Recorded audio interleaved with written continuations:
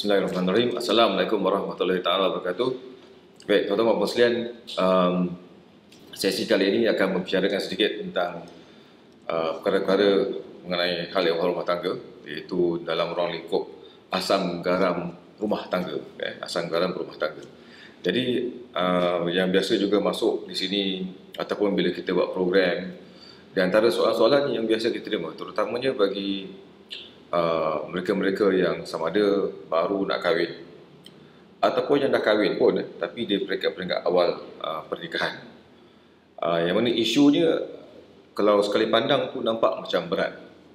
Telan mati mak, buang mati bapa, lebih kurang macam itulah. Bermakna dia ni bukan satu benda yang boleh diambil ringan, dipandang enteng.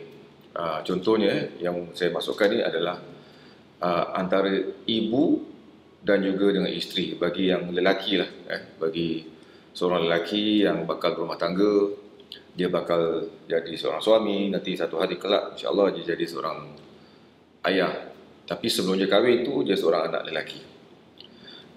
Dan of course tentunya ada juga isu di mana anak perempuan. Tempoh hari dalam perbincangan kita yang lepas ada soalan-soalan yang datang, contohnya ianya melibatkan anak perempuan, yang memberikan istilahnya itu yang digunakan oleh anak perempuan tersebut, dia berikan nafkah. Tapi bila kita analisa, rupanya bukanlah nafkah sangat, tapi ianya lebih merupakan hadiah kepada kedua orang tuanya. Jadi di antara perkara yang biasanya menjadi cekcok, yang sama ada mereka hantarkan melalui PM, ada-kala jumpa bersua muka begitu, iaitu ada kalanya isunya tentang ketaatan. Isu tentang ketaatan ni bila sebelum kahwin tu teranglah, bermakna anak-anak semua kena taat kepada ayah dan ibu. Itu tidak ada sanksi langsung. Dan kemudian antara ayah ibu tu pula, siapakah yang lebih diberikan keutamaan? Nabi pernah ditanya dan Nabi jawab 3 kali ibu. Ayah sekali, kesian orang lelaki 1, orang perempuan 3, ibu dapat 3. Itu semua memang jelas. Dalam Al-Quran pun begitu juga menetapkan ketaatan kita pada mak ayah kita, terutama ibu kita yang telah bersusah payah melahirkan kita, menjaga kita, menyusukan kita dan sebagainya. Itu dah jelas sebelum kahwin. Isunya sekarang, bila kita cakap tentang asam garam berumah tangga ni, bila seseorang tu kahwin, tak kiralah dia lelaki ke perempuan, dia nak taat pada siapa? Adakah, contohnya kadang saya dengar gini, bila anak perempuan kahwin, telah pun beralih ke taatannya. Kalau dulu taat kepada Allah, taat kepada Rasulnya, kemudian taat kepada ayah ibunya. Apatah lagi ayah, dan satu aspek tu ayah tu memang tanggungan ayah berat. Dan ketaatan kepada ayah pun penting. Kerana ayah juga bagi anak perempuan tu bakal jadi wali bila dia kahwin nanti. Kemudian bila dia kahwin, memanglah betul ketaatan itu memang akan berubah. Itu kalau dulu ayah, sekarang bila dia berumah tangga, ketaatan dia memang berubah. Itu kepada siapa? Kepada suami dia. Kalau dulu syurga sebelum kahwin, syurga itu terletak di bawah telapak kaki siapa? Adakah ayah? Tak. Sebutnya apa? Ibu juga. Ibu. Tapi bila dia kahwin, syurga tu terletak di mana tu? Ada yang mengatakan bahawa di telapak kaki suami. Itu yang ada kala suami tu sepak terajang isteri. Sebab dia kata bahawa kaki itu ada syurga. Dia macam real je. Dia buat tafsiran sendiri untuk membenarkan, untuk justify bahawa dia boleh sepak terajang isteri, kelakar ke apa. Itu semua tak boleh, tuan-tuan sekalian. Pokoknya gini, ada ketaatan pada suami, tapi adakah itu bermakna tidak lagi taat pada ayah dan ibu? Itu pun tak betul. Dia begini, ketaatan pada suami itu memang ada, tapi ketaatan pada mak ayah pun masih ada lagi, terutama bagi perkara-perkara yang tidak melanggar. Cuma nak kena tengok, nak kena imbang.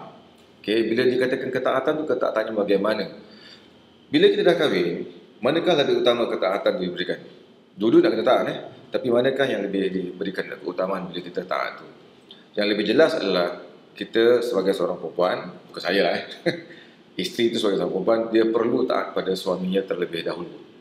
Contohnya, dia nak keluar rumah pun, perlu tak dapat izin dari suami? Perlu.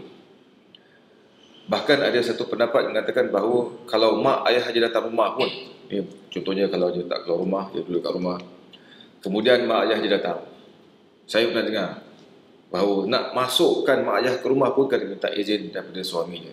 Kalau suami tak ada, sekarang dah senang minta. Mak ayah datang, dia boleh tak masuk. Tapi suami takkanlah tak kata masuk kan cuma. Tapi kita katakan pokoknya ketaatan isteri bila dia dah kahwin itu memang pada suami, tapi tak bermakna bahawa dia tidak taat pada mak ayahnya. Contoh, okey. Bisa kata si isteri ni dia asyik lepak kat rumah mak dia je. Kemudian mak dia kata kau baliklah. Suami kau dekat rumah. Isteri sepatutnya ikut cakap mak ke tidak? Kena ikut cakap mak. Sebab itu memang selaras dengan syariat Islam. Tapi bisa kata kalau si ibu tu tahu pada anak perempuan yang baru kahwin, alah kau jangan ikut suami kau lah, ajak suami kau tinggal rumah mak sudahlah. Apa nak keluar rumah macam leceh. Kau kan mak, berapa kau nak tinggal dengan suami kau ataupun nak tinggal dengan rumah mentua kau, ni rumah kau ada bilik dan sebagainya. Kau tinggal dengan aku sudah. Si suami pula ajak, tak boleh, saya suami, okey. Saya yang patut bertanggungjawab menjaga, memberi awak tempat tinggal dan sebagainya. Saya nak awak tinggal dengan mak ayah saya sementara kita dapat rumah. Contohlah Jadi nak ikut cakap siapa? Nak ikut cakap mak ke cakap suami? Dalam bab ni dia jelas. Tanggungjawab siapakah setelah anak perempuan tu berumah tangga untuk berikan dia tempat tinggal? Sebenarnya suami. Yang mak kasih tu kira bonus lah. Bisa kata kalau tempat suami tak ada, sebelah lelaki tak ada, tempat perempuan ada, dan kemudian suami tak setuju, itu dah baguslah tu, alhamdulillah, kita terima kasih. Tapi kalau misalnya kata sementara tunggu rumah, ni kontak kat Singapura sementara tunggu rumah, BTO dan sebagainya tu, kemudian suami kata di tempat mak ayah saya pun ada tempat tinggal, awak tinggal saya dengan saya. Boleh tak isteri tu kata tak nak, mak ayah kata mesti tinggal dengan dia, ayah mesti ikut cakap mak? Boleh tak mereka tinggal split kelakar ke apa? Okay. Jadi dalam saat seperti itu ketaatan lebih kepada pihak suami. Okay. Tapi misalnya katalah sebelah perempuan maknya sakit, tak ada orang jaga dan sebagainya. Okay. Dua-dua tempat ada tempat tinggal. Pihak suami ada, pihak isteri pun ada. Dalam bab itu macam mana? Itu kena gunakan budi bicara lah. Kalau betul-betul tak ada orang jaga sebelah perempuan, okay, kita juga dituntut dalam agama untuk ada sikap ihsan pada orang tua. Itu juga merupakan dugaan. Kalau kita dapat peluang seperti itu, kita harus rebut. Bermakna walaupun di tempat suami ada tempat tinggal, walaupun tanggungjawab suami adalah untuk menjaga isteri, siapkan tempat tinggal dan sebagainya, tapi di rumah mentua, sebelah isteri je, mak bapak mentua je tak ada yang jaga, terpaksa harapkan anak tu seorang lah jaga dia, tak ada orang lain, dan mereka tu kurang berkemampuan, contohnya daripada segi fizikal, saya kata, perlu ada bantuan, perlu ada orang rumah. Jadi di situ mana?